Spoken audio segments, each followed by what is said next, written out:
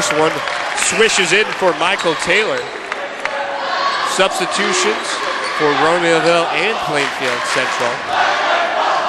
68 seconds left to go. Clock starts, of course, at the conclusion of this free throw. Right in, so it's inbounded by Earl Bell and Josh Ortega. With his team down by 15, controls with the right hand. And they've got to get some shots up quick. Another three-point shot up, show up the front of the rim, but offensive rebound for the Spartans. Earl Bell on that triple try. Credit Harold Avery for chasing down the rebound. He throws up an air ball. Off him, right ball. Out of bounds, last touch by Romeoville as Plainfield Central gets the ball back. We're under 1 minute left to go in this one, 48 and 1/10 seconds left. And a 15-point Wildcat lead, 63 to 48. Entry pass to Taylor. Good call, good call. Picked that dribble foul. up and slid. Well, that was a walking call. Picked his foot up, picked his dribble up, and then slid with the foot, looking to try to make the pass, and his teammates weren't looking.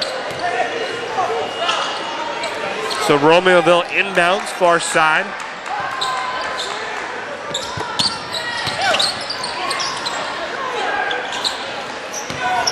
Bell, right of the lane, draws the foul on the way in. Give the foul to Dustin Daniels, a 5'9" junior guard. As Earl Bell set to go to the free throw line. 5 of 14 from the field in the fourth quarter for Romeoville. So again, they've had opportunities, just haven't been able to put it down. First shot rattles in for Earl Bell. 66% from the charity stripe on the 06-07 season.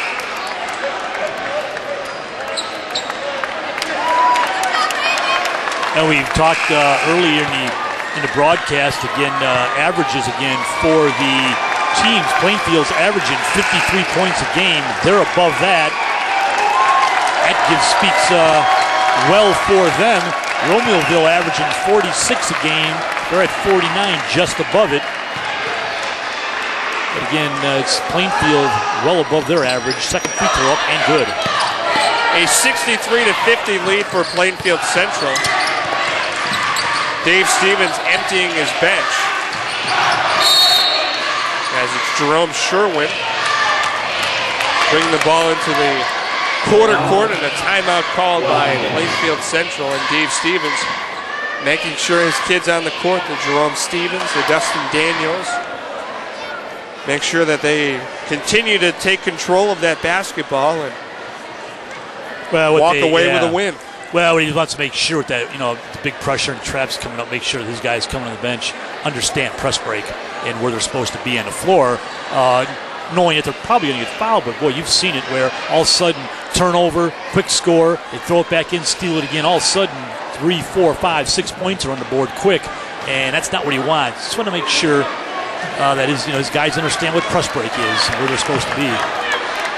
32 and 2/10 seconds left to go. You may hear that while you're watching this game and say, that may not be enough time to come back from a 13-point deficit, but you explained it beautifully. A couple quick baskets, a few breaks your way, and all of a sudden Plainfield Central sweating this one out. So again, we'll bunch them all up right in front of the inbounds play. Sherwin to inbound. And he gets it right into Dustin Daniels, who's fouled. Harold Avery called for the foul. Double bonus the rest of the way with 29 and 1/10 seconds left to go. So Daniels stretches out his muscles as he stands on the free throw line. And again, it's been a remarkable quarter for some free throw shooting for the Wildcats again. Right now, 8. Yeah, they were now 8 of 10 in the quarter. So that's what you need to do at the end of the game. Make some free throws. Take advantage of your opportunities, which really is what Plainfield Central has done, It's a first shot too strong. Second opportunity off the back of the rim. And on the far side of the court, chased down. Sherwin controls and is quickly fouled, so he'll go back to the free throw line.